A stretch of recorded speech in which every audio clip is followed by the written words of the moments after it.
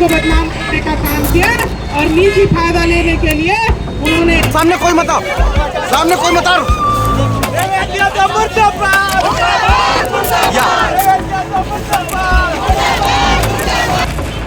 पुतला दहन के कार्यक्रम में उपस्थित भारतीय जनता पार्टी के सभी कार्यकर्तागण, नमस्कार, मैं ईशा साहू और आप सभी का स्वागत है दैनिक चिंतक में। आज हम इस मौजूद हैं बेरोजगार चौक में, जहां बीजेपी के द्वारा देवेंद्र यादव विधायक का पुतला फूका गया। पुतला फूकने की वजह चुनाव से पहले एमएमएस उनकी एक लीक हुई थी, जिसको लेकर मोदी जी उसी के साथ उन्होंने अपनी फॉरेंसिक जांच करने के बाद में चुनावी लड़ाई लड़ने की बात कही थी, जिसके लेकर अभी सवाल उठता है कि उन्होंने फॉरेंसिक जांच नहीं की थी, जिसके बाद ये चीजें कहीं ना कहीं उनको जो जनता है उनको भ्रमित करने के कर ये पूरे चुनाव को जीता गया था। तो बीजेपी ने आरोप लगाते हुए कहा है कि ये जो थे वो छलावे की लड़ाई थी और अब उन्हें इस्तीफा दे देना चाहिए।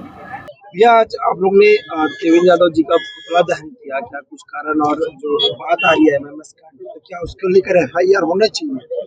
निश्चित जिस प्रकार से आज से 3-4 माह पूर्व की घटना है, एक मीडिया के मार्फत से एक एमएमएस पूरे शहर को, पूरे राज्य को देखने के लिए मिला। निश्चित कहीं ना कहीं उस एमएमएस में क्षेत्रीय विधायक, इस शहर का विधायक, भिलाई नगर के विधायक के द्वारा पूरे शहर को रो रो करके अपनी गाथा बताने का प्रयास किया और एक झूठी फोरेंसिक्स रिपोर्ट जिसको बोली जा सकती है वो पेश करके लोगों को दिखाने का प्रयास किया कि मेरी छवि के साथ खिलवाड़ कर रहे हैं, मेरे परिवार के साथ खिलवाड़ कर रहे हैं, मेरे साथ जो करना है कर लीजिए। और भारतीय जनता पार्टी पे आरोप लगाया। जब ये बात सदन में, विधानसभा में उठी और जब वहां के विधायक के द्वारा जब पूछा गया तो सम्माननीय मंत्री के द्वारा एक जवाब दिया गया कि इसकी किसी भी प्रकार की फोरेंसिक जांच नहीं कराई गई है, इसका किसी भी प्रकार की कोई एफआईआर नहीं हुई है, जिसकी जांच कराने की मांग छत्तीसगढ़ सरकार ने विधानसभा में पारित करा करके किया है।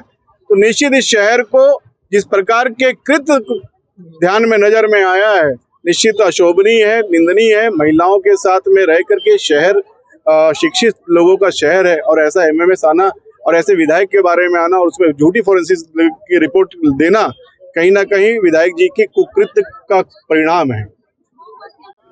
जिस तरह देखिए, एक विधायक जनप्रतिनिधि बनता है तो लोगों के साथ महिलाएं, दीदी बहनें, हमारे पूरे परिवार, एक परिवार होता है उनका, उस क्षेत्र का।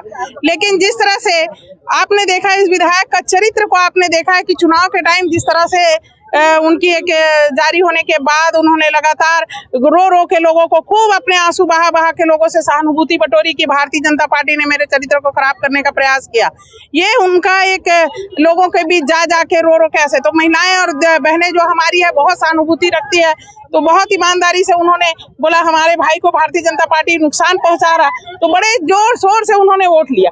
बाद में जब पता चला, हमारे आदरणीय अजय चंद्राकर जी ने जब विधानसभा में प्रश्न किया तो उस प्रश्न में शामिल आया कि इन्होंने कहीं आवेदन नहीं दिया है। तो ये उनका देखिए, एक व्यक्ति जो है एक विधायक बनने के लिए किस हद तक नीचे जा सकता है, इसका एक परिकाष्ठा की अति है। यहाँ पर हम इसे सोच नहीं सकते, जिस विषय को उस विषय पे वो चलने लगा। तो ये हम लोगों का कहना है, क्या बहनों के, महिलाओं का, हमारे माताओं का क्या सम्मान कम है क्या, कि उनको एक दिग्भ्रमित करके आप वहां से वोट बटोर लिए और भारतीय जनता पार्टी को उसी के नाम पर आपने नुकसान पहुंचाया। तो आज ऐसे विधायक को रहने का कोई अधिकार नहीं है, क्योंकि झूठा यदि आप किसी बात को रख के लोगों से आपने वोट बटोरा है, तो यदि जब सामने आ गई बात तो उसको तत्काल इस्तीफा देना चाहिए। और कांग्रेस पार्टी में पूर्व मुख्यमंत्री है माननीय भूपेश बघेल जी, उनके माननीय दीपक बैज जी है प्रदेश अध्यक्ष, नैतिकता के आधार पर मैं कहती हूँ इनको तत्काल उन लोगों को कांग्रेस पार्टी से बाहर करना चाहिए, क्योंकि ये महिलाओं का विषय है और महिलाओं का मान सम्मान का विषय है। और जहाँ पर महिलाओं का मान सम्मान की बात आती है, वहाँ पर किसी से कोई समझौता नहीं किया जाता है, कोई भी। और राष्ट्रीय पार्टी है, बड़े नेता है उनके, प्रियंका गांधी, सोनिया गांधी जी महिलाओं का खूब चहेते बनते हैं। तो दिखाए ना यहाँ पर अपने एक विधायक का कुत्सित जो प्रयास किया है उसे तत्काल बर्खास्त करे और अपने पार्टी से निकाले, तब हम कहेंगे कि महिला के साथ। चुनाव से पहले वो आपका ही छोटा भाई था, आपने कान क्यों नहीं खींचे उस पर? नहीं, चुनाव के पहले सबका, वो तो अभी भी सबका छोटा भाई रहेगा जहाँ पर है वहाँ पर। लेकिन जो भी भाई कांग्रेस में थी, देखिए हम तो चुनाव के पहले छोड़ दिए, इस तरह से हरकत करेगा तो कौन रहेगा साथ में। जिस तरह उन्होंने प्रयास किया और जिस तरह से पार्टी ने भ्रष्टाचार में लगातार लिप्त रही, आप लोग रोज देख रहे हैं नित्य नए महादेव सट्टा कांड, तो जुआ, तो सट्टा, कबाड़ी, क्या ऐसा चीज है, शराब घोटाला, कौन सा है कोल घोटाला, चार्जशीट पेश हो रहा है। तो ऐसे लोगों के साथ कौन रहना पसंद करेगा? हम तो माननीय मोदी जी के गारंटी के साथ चले गए मोदी जी के सभा में, इसीलिए हमें पता है कि माननीय मोदी जी महिलाओं की रक्षा और सुरक्षा की बात कहते हैं तो करते हैं, जो कहते हैं वो करते हैं।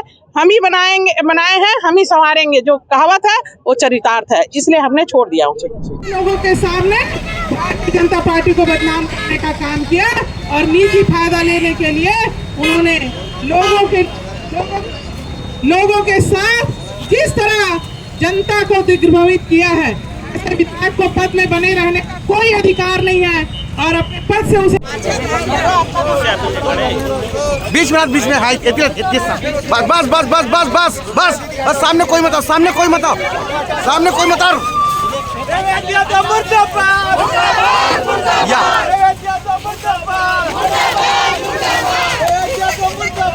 या चल गए भारत का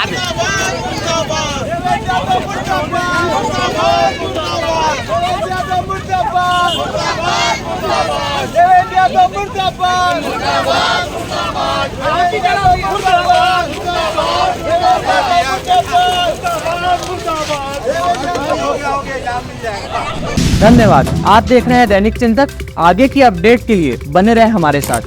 हमारे चैनल को लाइक, सब्सक्राइब और शेयर करना ना भूलें।